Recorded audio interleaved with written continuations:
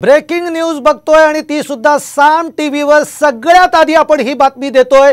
ती म्हणजे महाड्यातला उमेदवार जो आहे तो जाहीर झालेला आहे। धैर्यशील मोहिते 14 तारखेला पवार गटामध्ये जाणार आहेत। धैर्यशील मोहिते पाटील हे 14 तारखेला शरद पवार गटात जातील आणि महाड्याची उमेदवारी जी आहे ती जाहीर झालेली आहे। साम टीव्हीवर आपण ही सगळ्यात एक्सक्लुसिव्ह बातमी, साम टीव्हीवर आपण ही पहिल्यांदी बातमी बघतोय की महाड्याचा उमेदवार जो आहे तो निश्चित झाल्याची बातमी ही साम टीव्ही देतीये।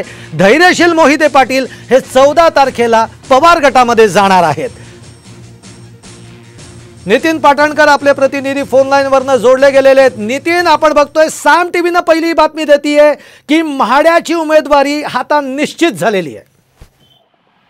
सर, निश्चितपणे धैर्यशील मोहिते पाटील यांचा राष्ट्रवादी काँग्रेस पक्ष शरदचंद्र पवार या गटातला प्रवेश निश्चित झालेला आहे।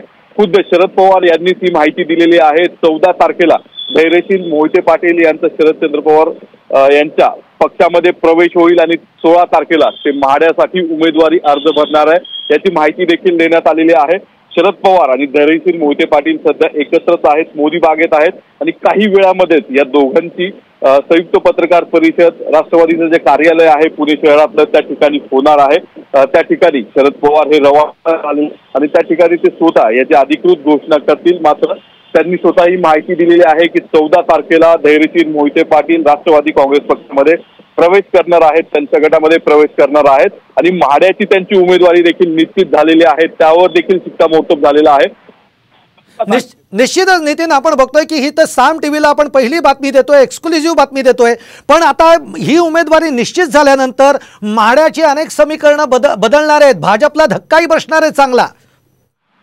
निश्चितपणे भाजपसाठी मोठा धक्का आहे की धैर्यशील मोहिते पाटील हे फक्त एकटे जाणार नाही तर मोहिते पाटील कुटुंब देखील त्यांच्या पाठीमागे असणार आहे।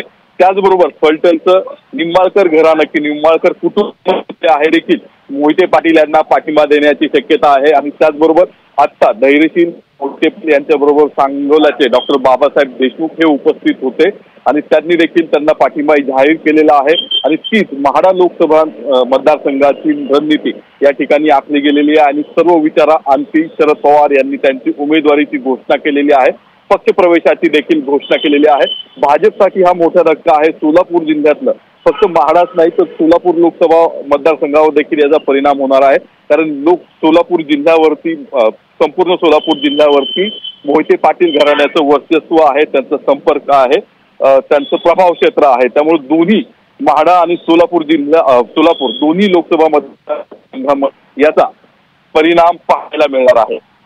दोन्ही मतदारसंघावर याचा परिणाम बघायला मिळणार आहे, सोलापूर मतदारसंघावर सुद्धा परिणाम होणार आहे। नितीन, धन्यवाद दिलेल्या सगळ्या सविस्तर माहितीसाठी। पण साम टीव्हीनं ही पहिली बातमी दिलेली आहे, साम टीव्हीनं ही एक्सक्लुसिव्ह बातमी दिलेली आहे की महाड्याचा उमेदवार जाहीर झालेला आहे। शरद पवारांची आज भेट घेण्यात आलेली आहे, धैर्यशील मोहिते पाटील यांनी भेट घेतली आहे, पण धैर्यशील मोहिते पाटील 14 तारखेला शरद पवार गटामध्ये प्रवेश करतील, त्यामुळे आता महाड्याची उमेदवारी ही निश्चित झाल्याची गोष्ट आहे आणि ही बातमी साम टीव्हीनं पहिल्यांदा आपल्या समोर आणलेली आहे आणि यातनं आता अनेक समीकरणं बदलणार आहेत। भाजपला एक मोठा धक्का बसल्याचं देखील यातनं बोललं जात आहे।